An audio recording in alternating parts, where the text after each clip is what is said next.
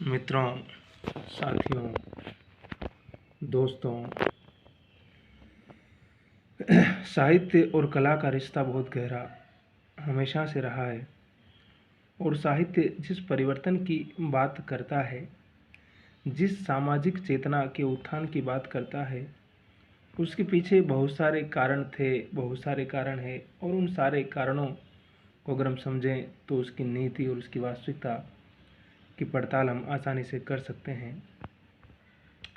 कि आज भी साहित्य में जहाँ रूपवाद और कलावाद है, कलाओं के संसर्ग के कारण भोपाल की मध्य प्रदेश कला परिषद भी साहित्य को कलाओं के साथ और कलाओं के बीच रखने का गर्व करती रही है। यह सब कुछ संस्कृति विभाग के शामियाने के नीचे हुआ। इस अस्तित्व से कलाओं का क्या बना यह तो नहीं पता। साहित्य की आलोचना जरूर कलात्मक और कला में हो गई।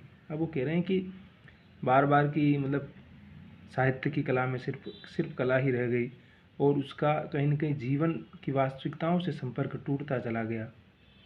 अब ये बहुत डिस्कशन और डिबेट का विषय है कि कला कितनी होनी चाहिए, कितनी नहीं होनी चाहिए, और कला को हम किस तरह से प्रेषित करें कि वो सिर्फ कला ही न रहे बल्कि लोक जनजीवन तक उसकी एक अनुगुंज पहुँचे। वो सिर्फ एलीट तबके के दिखावे के लिए ही न रहे। जैसे कि एक ज़माने में अगर चाहे हम राजा महाराजाओं के ज़माने की बात करें, चाहे ब्रिटिशर्स हुकूमत की बात करें, तो बहुत सारी चीज़ें थी जो सिर्फ कुछ खास वर्ग के लोगों तक ही सीमित रही। और उनको ही, जैसे कभी था कि नाटक देखने का अधिकार कुछ खास लोगों को था।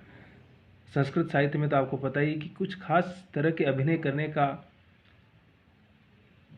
पात्र बनने का भी अधिकार कुछ खास लोगों के पास ही था। उसमें भी ये था कि भाई एक ब्राह्मण का रोल है किसी नाटक में तो ब्राह्मण ही करेगा, उसको दलित नहीं कर सकता है, बाकी लोग नहीं कर सकते। तो इस प्रकार के बहुत सारे स्टिग्मा रहे, लेकिन समय के साथ बदलते चले गए। और आज अगर हम देखें तो समाज में बहुत सारे रास्ते खुले हैं।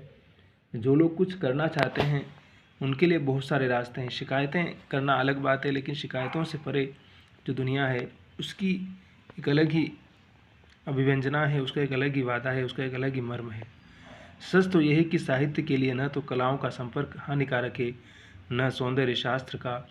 हानिकारक है कलावाद की कला और कलावाद का सौंदर्य शास्त्र। ये कह रहे हैं कि साहित्य के लिए क्या है कि सारी चीज़ें ज़रूरी है, लेकिन अगर आप सिर्फ उसको इतने रूढ़ कर देंगे, कलामय कर देंगे कि उसके अंदर से जीवन की जो अनुगुंज है, जो अनुभूति है, अगर उसको धीरे धीरे ख़त्म ही कर देंगे, तब वो सारी चीज़ें हमारे लिए समस्या का कारण बनेगी। बाकी सिंपल वे में आप पढ़ते रहिए, लिखते रहिए, समझते रहिए, वो ज़्यादा प्रॉब्लमेटिक नहीं होगा।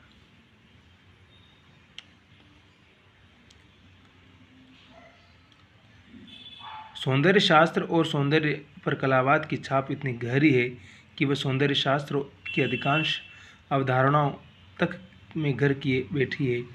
यहाँ तक कि सौंदर्य शास्त्र की समूची भाषा कलावादी अभिरुचि से ओतप्रोत है। इस भाषा में सोचने वाला व्यक्ति साहित्य को तो रूपाकारों में देखने का अभ्यस्त हो ही जाता है, जीवन जगत और समाज को भी उन्हीं रूप रंगों की तरह देखने लगता है। देखी चराचर नारीमय जे ब्रह्ममय देखत रहे। आकस्मिक नहीं कि इस सौंदर्य शास्त्रीय प्रभाव में सारा साहित्य सिमट कर काव्य बन जाता है। अभिरुचि कविता तक सिमट रहती है, आगे बढ़ी तो नाटक तक, और वह भी इसलिए कि इसमें विविध कलाओं का योग रहता है। उपन्यास और कहानी इस अभिरुचि के दरवाजे के बाहर होते हैं। इनमें से एकाध को प्रवेश मिल गया तो इसलिए कि उनमें कवित्व है, जहाँ कवित्व का अर्थ होता है विशेष एक खास काट का कवित्व, नख दंत विहीन, गर्द गुब्बार रहित, जिन बातों के कारण कहानी उपन्यास वर्जित रहते हैं। समझ गए? उनका कहने का मतलब है कि आप आलोचना को सिर्फ कविता तक ही सीमित रखेंगे तो कैसे काम चलेगा, जबकि जीवन संघर्ष की भाषा तो गद्य है। उपन्यास और कहानी वास्तविक आलोचना और वास्तविक जीवन के आख्यान जब रच रहे हैं, ऐसी स्थिति में उसको जीवन की वास्तविकताओं से दूर करके अगर आप कुछ कर रहे हैं, कुछ रच रहे हैं, तो वो एक तरह से चैलेंज होगा आपके लिए। तो नामवर जी कुछ इसी प्रकार की बात बार बार बोलते रहे हैं और उनका कहना है कि आलोचना और लेखन को जीवन के उन तमाम आयामों को छूना चाहिए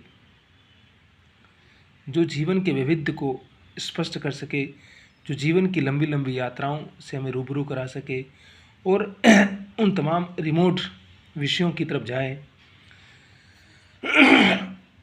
जहाँ पहले के साहित्यकार किसी कारण से जा नहीं पाए या उनका ध्यान नहीं गया या वो डिस्कोर्स उस दौर में घटित नहीं हुआ।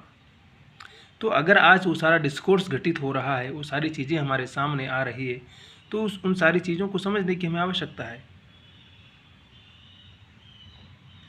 बाकी हंसते रहिए, मुस्कुराते रहिए, मस्त रहिए और अपने दिन को दौड़ने, घूमने फिरने, काम करने में लगाने की हमें आवश्यकता है।